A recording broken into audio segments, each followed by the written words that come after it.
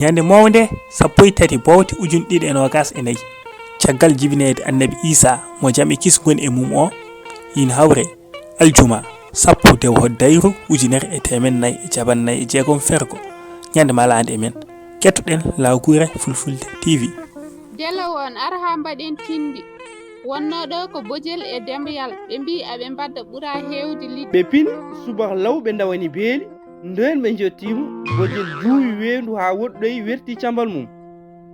Demmbayal ne juuwi ha heeɓi hakkunde ndu jammi ina dari toon o ngabbi ha dow jammi to o werti toon cambal makko ɓe kooti. Demmbayal fini subaka law roƴani weendu to yetti hoyni dow tawi cambal mum hay liingel nanngani ngal huñi cambal Bojel ngal tawi ina wi dak liɗɗi. Demmbayal jaggi senki liɗɗi ɗi fof seŋoy e cambal mum dow jammi ɗon tan Bojel ari huñi cambal mum tawi hay liingel ala. Bojel hoyni dow jammi tawi liɗɗi ina ciŋi toon.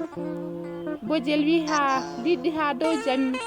Demmbayal wi so ɗi lamminta koye sawtowol Welende Diallo mo luggere pooli boɗeji e Dela won mo wending mali booli.